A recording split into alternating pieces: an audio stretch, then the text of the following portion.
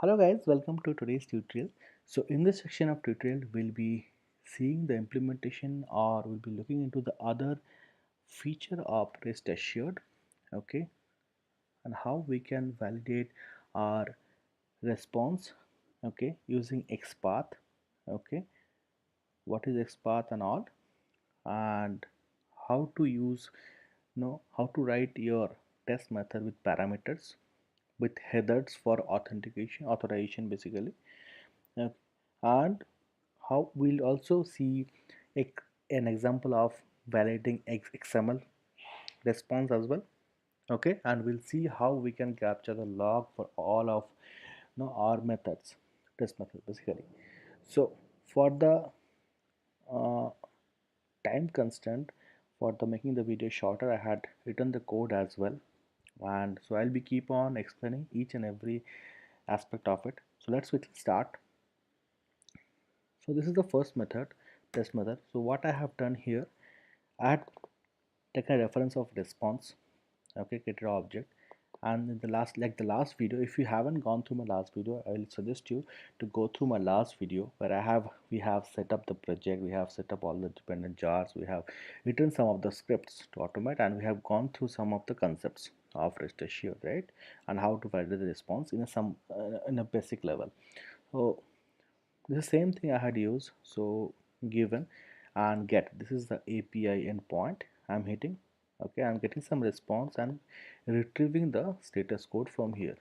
So what is the method I'm using? Get status code, response dot get a status code, and I'm printing it over here.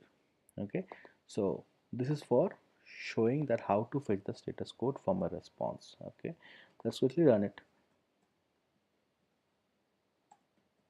So it is running, if you can see here. So yeah, so status code, it is printing as 200. Okay, so this is how we can fetch the status code from a response. This next test implements, like you have a API, you are hitting an API, right? You are hitting an endpoint basically. So you're getting some response. Okay, what is happening? You need to get the log. Let's say the requirement is what everything you were expecting to log it.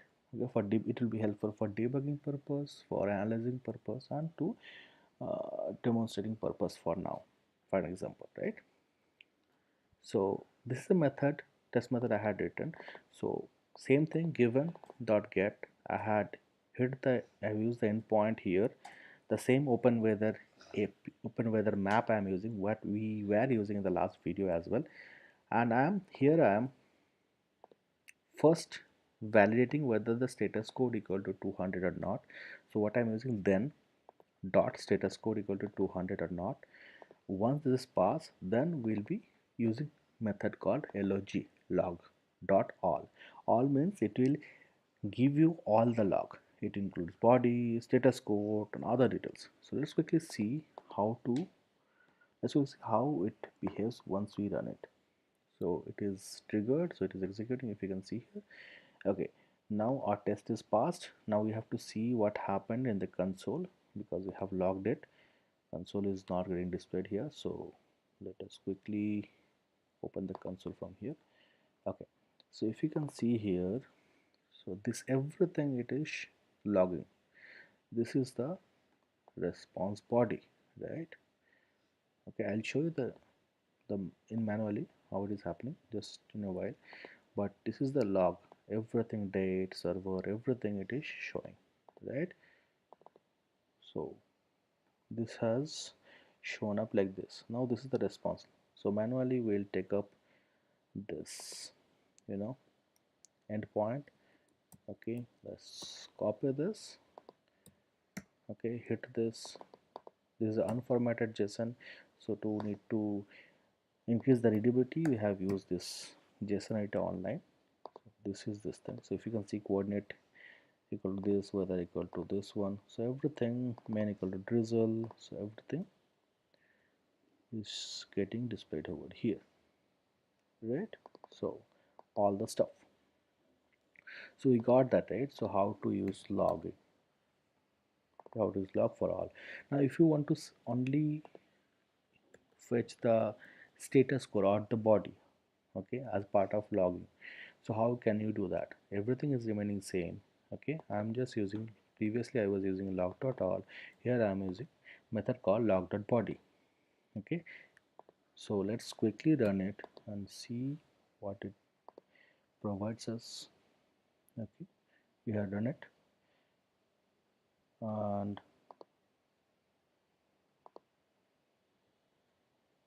okay, this is okay, console. So if you can see here, it is only printing the body. Previously it had other details as well, status code, another format, what it was using, all the stuff. This way it is only logging the body of the response. So this is the code, exactly everything is same. So I'm logging the status code. So it should return me 200, all like status, right? Okay, so 200, okay, that's all, right? Is it returning me the correct or expected behavior? Now if you want to pass the parameter, okay, along with your endpoint, because while automating in a real world scenario, right, you will be given an endpoint. Okay, so you cannot simply pass endpoint along with parameter like exactly in the same way. This is endpoint, right? This is comma, this up to this is the endpoint, and this is parameter q equal to London. You can, and app id equal to another parameter. So basically the parameter, so you cannot pass everything in a single shot because it might be a security concern or might not be a good practice, okay, for coding as well, right? So what we have to do, we have to form the full endpoint and pass this to get method. To form this, we need to work with parameters. So how we can do that? So as I mentioned, this is the first parameter, because how can we understand? Because after question mark key, this is value. This is second parameter, and second parameter, this is the value, right? So same thing I had mentioned.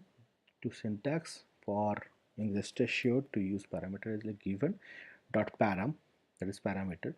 This is the first key of the parameter q. This is the value of the parameter London comma UK. This is the second key, key equal to this. This second parameter I'm passing, key equal to this, value equal to this. You can pretty much append multiple parameter, okay, in this fashion. Okay, then again I'm using get method. I'm only passing the base endpoint, if you can see here the same thing, and then I'm asserting using assert dot, then body.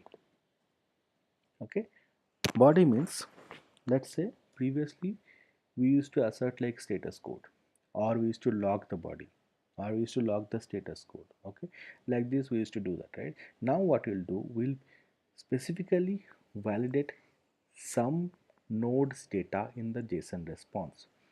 Okay, so basically this is your response I had shown just now, right? Now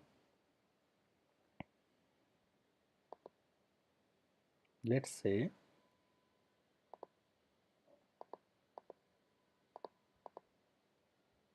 you want to, you have this full body, out of this full body you want to validate only the name.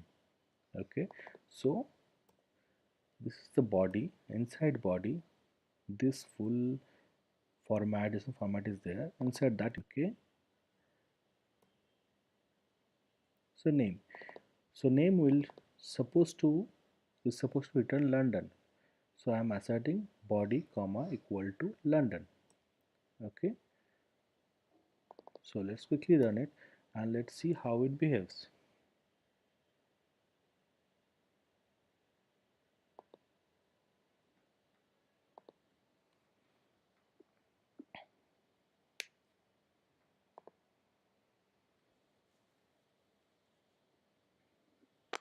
So our test is running, and okay, our test is passed, right? This is basically, this description is coming up for test engine description, right? Our test is passed. test 5 test 5, because this is this thing. Now if you want to only validate other parts or get the details, just mention the name. Okay, like this. So in this fashion you can pretty much use dot, right? Suppose you have a parent node no name, and inside that you have another node, so you can use name dot that node. Just for an example, let me tell you.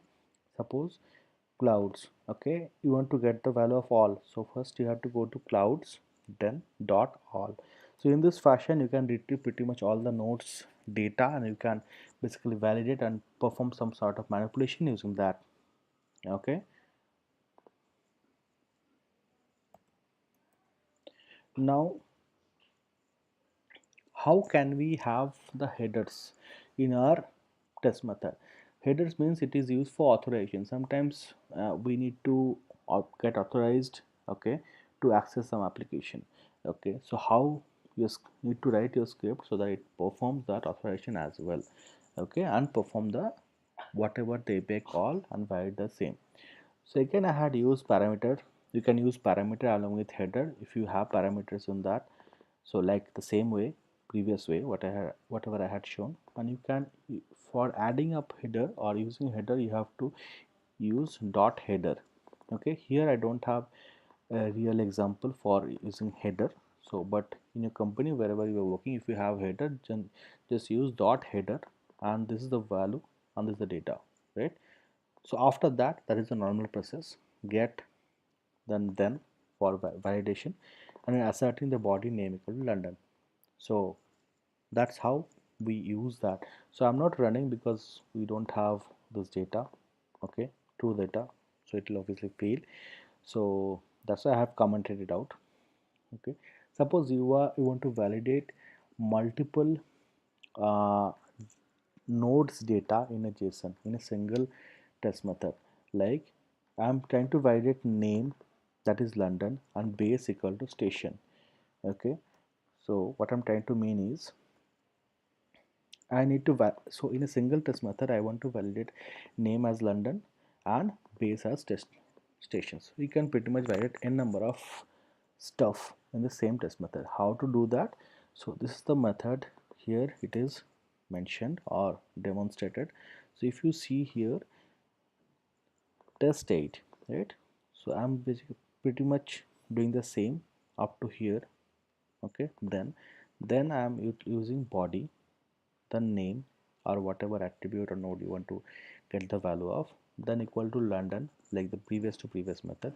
Again I am using body, again I'm passing the base next node, and again I'm asserting the value. Okay, so body, first node assertion, first node of data I'm getting, asserting equals to the content string or something like that I'm doing, and after that dot, again I'm asserting. So again I'm asserting another, checking whether the status code equal to 200. You can pretty much do, or you may not also do, depends on you. Okay, and here I'm basically logging.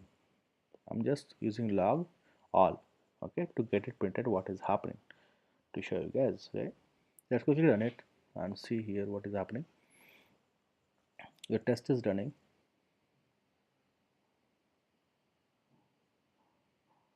Okay, your test got passed, right?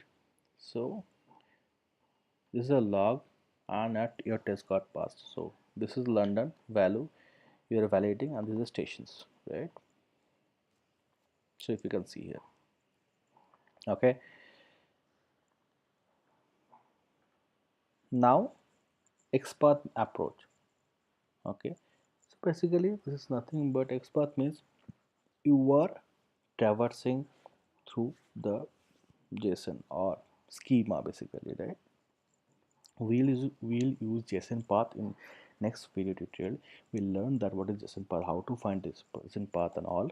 Okay, but for now you can still, if you want trying to fetch some data, you can pretty much do that using this. So basically, as I mentioned, you can use traverse the node name dot, again this content string. Basically you can use content string, you can use ignore equals case. Okay, basically if it is in small caps or small letter or capital letter, doesn't bother, don't bother, right, because you are using ignore case. So these things, everything else is same. Here you are using content string, means the full body name, it's let's say London is a beautiful city.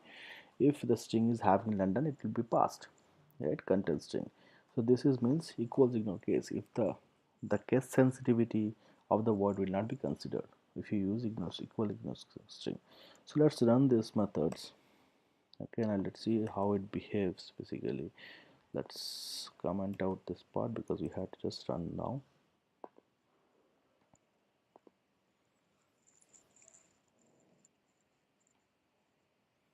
The test is running. Okay, so two tests got passed, test 9, test 10, right? So this is the next test, whatever. So this is the XML response that we are getting, and we are basically trying to validate some data out of the XML response by using Xpath. So let's quickly see the endpoint first, then we'll go through the response. Okay, so this is the XML response, right? So here I'm trying to find the basically the country. So what will be the parent node? Country, sorry, current dot city dot country, right? Basically for XML it will be slash, like if you can see here, current dot city dot slash, sorry, current dot city dot country, right? Current dot city, current slash city slash country. So this should return me GB. So again here I'm using content string. And what am I using? For Xpath, because we are using Xpath, right, to retrieve this data for this node country, right? So we are using Xpath, and so that's why we had mentioned has Xpath, and we are doing the validation using content string and this one. Okay, so even you can log, you can do pretty much other stuff whatever we had done. Okay, let's quickly run it. Okay, I should have commented these two tests because we have already done it. Okay, no worries, because if you can see, okay, test 11 is passed if you see this one. Okay, so